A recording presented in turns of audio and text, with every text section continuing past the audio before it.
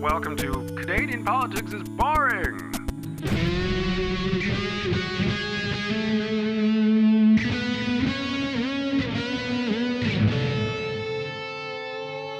Welcome to another, hopefully non-boring episode of Canadian Politics is Boring. My name is Jesse Harley. Here with us is our host, Reese Waters, who is trying to learn through teaching me. So far, he's been teaching me about Canadian politics by talking about insane people, drunks, and insane drunks, which is entertaining no matter what you're talking about. So I think last episode you said, Reese, that this episode would be about something completely different, and I'm intrigued. Hello, Reese. How are you? I just spoke a lot without hearing your voice. Let me in. Hello. Yeah. So I'm going to ask you a question. I will use how you answer this question to judge you. Okay. I feel like you do that a lot. Do you like Tim Hortons? Yes, I do. I sadly do. I know it's everywhere. It's like it's saturated the market, but it's like a weird, I grew up with it, right? So like I grew up with it as a kid and as a teenager, and it was a place where we would hang out as teenagers and as young adults. And then after that, it just kind of exploded in the market as an adult, which, you know, nobody really likes, but it's kind of nice when you're traveling and you don't really know the city you're in, and then like you don't have any people around, and then you see Tim Hortons, like, oh, Tim Hortons, and you go and you get the familiar treats and want to sit down. So it's a like, I'll take that as a really laboured yes. Yeah, yes, I like Tim Hortons. So this episode is all about the political power of Tim Hortons. Frig right off. Yeah. What? Do you think about, when you think politics, do you think about Tim Hortons? I don't think about politics. You might not. But if I were to think about politics, no, I wouldn't think about Tim Hortons. Well, politicians do. And that's what this episode is going to be about. It's going to be about how important Tim Hortons is to how politicians judge the electorate and who they are and who they want to speak to and how they want to speak to them as well. What? It sounds insane, doesn't it? I mean, most of the things you talk to me about sound insane, so I'm not that surprised, but this is, okay, yeah. So I'm going to read you a speech by a gentleman called Stephen Harper, former Prime Minister of Canada. You know who he is? Unfortunately, yes. Yeah. So this is his speech that he gave. Okay. Millions more Canadian hockey parents like me know well that when it is 20 below, when everyone is up for a 6 a.m. practice, nothing motivates the team more than a box of Timbits, and nothing warms the parents in the stands better than a hot double-double. Perhaps no one said it better about Tim Hortons than the great Canadian author Pierre Berton. Let me quote, "In so many ways, the story of Tim Hortons is the essential Canadian story. It is the story of success and tragedy, of big dreams in small towns, of old-fashioned values and tough-fisted business, of hard work and of hockey." So he was kind of trying to position himself as, I'm like you. I do all the stuff you do. I'm a normal person. When in fact he was an alien. But with a human skin pulled over his head. Yeah, that's. You can see what he was trying to do. He was trying to. I can see what he was trying to do. He was trying to use Tim Hortons to frame himself as I'm just one of the guys. Beep boop boop boop. Yeah. Exactly. So the thing is now these days you find that people are not defined as voters and as citizens. They are now being defined as consumers. Right. And oh, yeah. Oh, my God, you're right. The purest form of what a Canadian consumer is, of the everyday person, is Tim Hortons. That's the most accessible way for a politician to define that consumer/voter. Okay. So when Tim Hortons opened his first store in 1964, there was only a swing of about 10 to 20% change in how people voted.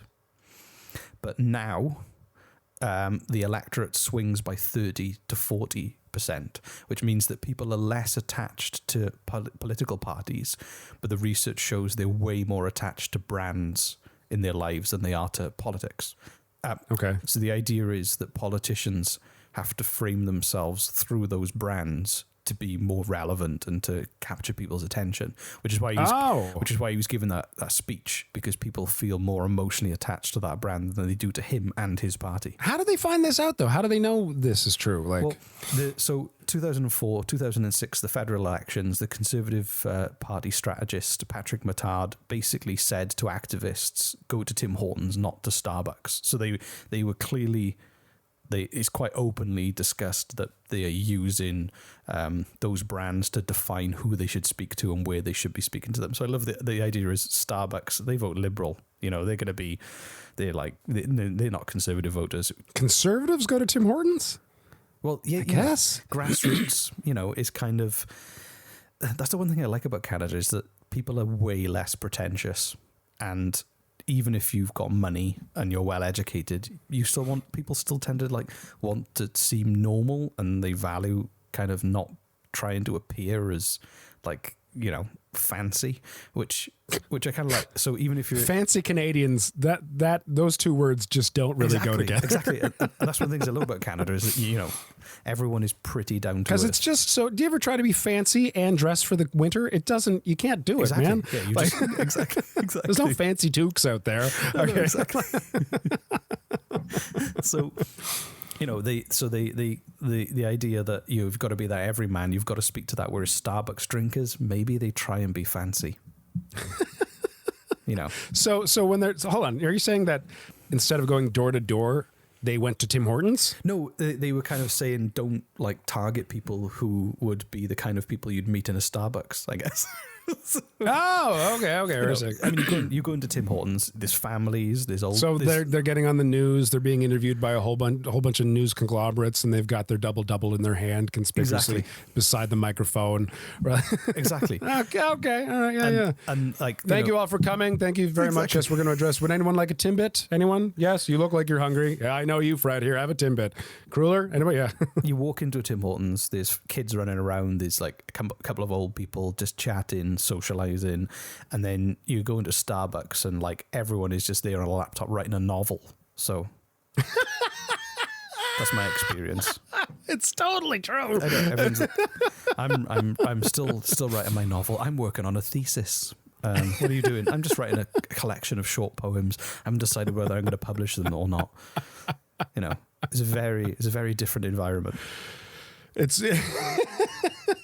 and even though it's incredibly true, and even though they say Venti or whatever for the sizes, I hate that so much. Give me a goddamn medium. I still say large, medium, or small. And of course, and if anyone asks me, what do you mean? Do you want venti? I'm like, do you know what a medium is? Exactly. Give me the one in the middle. Just as if somehow that's how they were raised. Instead of asking, what size drink do you want, Jimmy? How much orange juice do you want? Venti. Yes, of course. That's how we say it in our house. So, and the idea is that Tim Hortons voters, they like plain spoken truths, Timbit sized, and that's how they kind of they like to be packaged simple taglines like a Timbit, which kind of assumes very little of people to be able to have complex arguments. They just want a box of 10 Timbits, and each Timbit represents a policy that's easy to remember and easy to repeat. I think it's quite cynical. That was a quote from an article, which I'll post the link to again. It was just them framing. They didn't say that. They were kind of framing. That's the approach. Wow. So so what can we take away from this? This is I don't know what to say, but this is I don't even know what I've learned from well, I guess that you're being treated, your hostility to politics is not necessarily dumbfounded or kind of from a bad place, because you're being treated cynically because people are defining you by what you buy and how you dress and what you consume, essentially, rather than what you need and what you believe in and what matters to you. No, but I see what you're saying, though. They looked at the consumerism. They're like, who are the people who'd vote for us? What are they talking about the most? Oh, they're talking about how much their cell phone bills are expensive. So to talk to our target demographic voters, let's reduce their cell phone bill, or at least say we're gonna and not do it. Exactly. That's gross. So can you blame me for being cynical? Can you blame me for finding this just not this is like looking at all of this as a wrestling event, and it is. It's a wrestling event. It really is. It's like it's a he said, she said, hero and vilification wrestling event. There's no like they can say whatever they want, and they cannot do any of them, and that's totally fine. And it's a pointing fingers and blaming. It's so ridiculous, and it's what's even more ridiculous is how hyped up people get about this stuff. It's just and there's a great article by Susan Delacour that talks about the cynical way that voters are treated, and there's a great quote from Gilbert Reid, who's a Canadian author who kind of laid out the rules for handling citizens as consumers. And the idea is you don't talk about sacrifice or collective good or facts or problems. It's much more about promises that do make people go, yeah, I don't want to spend as much on my thing.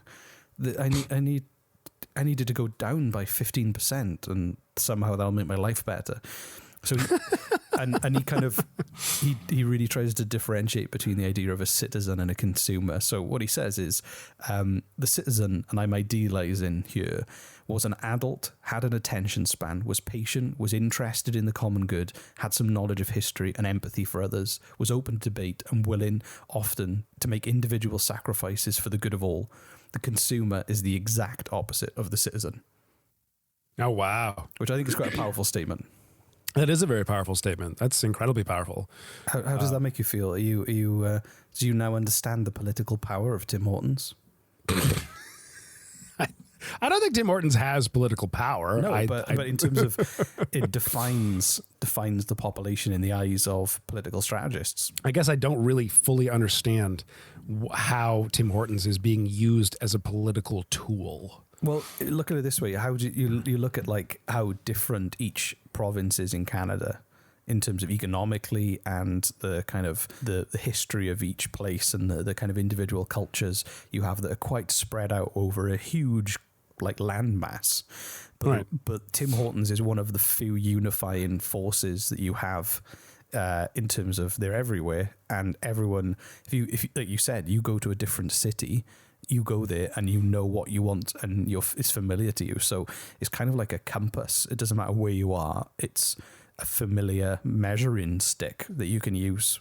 And you meet at Tim Hortons. Where do you want to meet? Well, meet at the Tim's. Like exactly. So we've got our own weird Canadian nicknames for the double. That's just a Canadian thing. You go to the States and ask for a double. They look at you funny. Or a triple double, or a double triple, or a triple. If you want a heart attack before 50, So if you vote for me, we're gonna give a 20-pack of Tim Hortons to every Canadian citizen who voted for me. I've got an observation about Tim Hortons as well that. Coming from the UK, every town you go to, there's a pub, and everyone goes to the pub. And if you're from that town, if you lose your job, you go to the pub that night and you go, I lost my job. I'm going to have a pint because I lost my job. And then people in the Is pub, the pint for free because you lost your job? If you're a regular, someone might buy you a pint. And then and you'll find people go, Dave over there in the corner, he's hiring. And it becomes this kind of like community network that is focused in the pub. And then coming to Canada, everything is kind of like you drive. It's not that kind of old world. Towns are designed around being able to walk around. It's much more sparse, and you don't have those kind of like central community hubs as much as you do. Well, we've the entire population of the UK in Canada, so we're spread out. Exactly. So the I find that when I've gone to Tim Hortons, that you see like groups of older people, seniors, they're together talking and meeting up there, and I get the same vibe from Tim Hortons as I would from a pub. It's that's for sure. It is the kind of, and that's the power of it. I think it is the central hub. And even if you go to like really rural parts of like Cape Breton or anywhere in Canada, you get that feeling that the Tim Hortons is a central meeting point for a lot of people, or the closest Tim Hortons. I find that with like Tim Hortons and mom and pop cafes, like independently owned cafes, not Starbucks. Starbucks is where people, like you said, go to write their novels, and you're not wrong. It's sadly. Have you ever written a novel in Starbucks? Scripts, yes, I have. There you go. It's right, like it's hilariously accurate. I really like to be provocative, and I like to try and break the mold. So I am going to try and write a novel in Tim Hortons. And it's going to be all about how hard it is to write a novel in Tim Hortons. Let's do our podcast at a Starbucks and see if anyone questions us. Just clamp the suspension arm and everything and set up like a mixer on the table. And what are you doing? Yeah. Oh, we're just doing a podcast in Tim Hortons. Yeah, I'm sure it's so pretentious that they probably let us. Did you enjoy learning about how you're being treated as a consumer rather than a human being? Did I enjoy that? Yeah, is that a nice thing to find out? Thoroughly. Oh, just the highlight of my day. Thank you very much. You know how I said stop, like... Do you want me to go back to crazy try people? to entertain me? Yeah, go back to crazy people. Was That's that just depressing? That was depressing. It was. I don't feel good about myself right now. I'm going to go write in my journal and cry for a bit. I don't like politics as it is. You don't have to point out more reasons for me to not to like politics. Yeah, but if people kind of go wise to this, then they could like make a thing. Then what's going to happen? Nothing. Stuff happens. Stuff happens all the time. What? Things. Stuff and things. Loads Yeah. of it. If there's enough stuff and enough things happening at the same time, then some other stuff happens. And then that leads to more things. It's you're oddly accurate in as vague as that is. That's true. It'll all be outlined in my novel. Stuff and things. A Tim Hortons novel. It'd be, like those. Do you know one thing that blew my mind when I moved to Canada was the book section in Walmart. Lots of saucy, sexy novels about Amish people. What? Go to the book section. There's that would mean I'd have to go to Walmart, and that's not happening. So I'm going to write a romantic novel in that, those trashy romantic love novels. I'm going to write one of those, but set in a Tim Hortons in the 1600s. So it's taking place in the 1600s at a Tim Hortons in the 1600s. So there will be Tim Hortons in the 1600s. The franchise owner, he's wealthy, and his daughter falls in love with a blacksmith who is in the unit next door to Tim Hortons, but it's forbidden, He's got it lined up to marry the son of a Burger King franchise owner. Please write this. We have so many things on the go to sell you, dear listener. We've got the Tim Hortons from the 1600s era period piece love story that will soon be sold only and solely at Walmart. Cool. So I've had fun depressing you. Yes, I've had fun being depressed. Thank you so much. I want to say thank you to people on Twitter and people who are starting to suggest other ideas for future episodes. It's good. Keep it coming. And thanks to the people who are Did someone rating the suggest show. this? Oh, God. Somebody suggesting new things. Oh, new things. Okay, go get Yeah.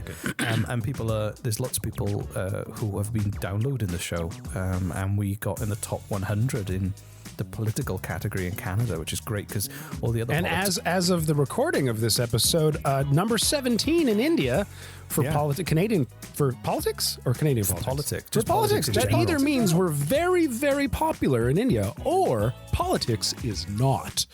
And so I'm gonna go and get a big triple. Or I'm gonna go in there and ask for a quad. And I'm going to go turn off the lights, cry in the corner, and buy something I don't need from Amazon. Yeah, and they'll use that information to approach you come the next election. Right. Yes. Yeah. That's great. Yeah. Thank you so much, Reese, for trying to make this episode interesting. It is. Well, I'd say it's more interesting than it is funny. But. Yeah. And thank you, dear listener, for putting us snug in your ear holes. I know Reese loves that saying. We appreciate it. We appreciate you coming by and making us part of your day. The only reason I don't like it is because I've seen what's in your lobes, and it looks like a vegetable patch. I clean my ear holes. Thank you very much. Just put it this way: don't borrow his headphones.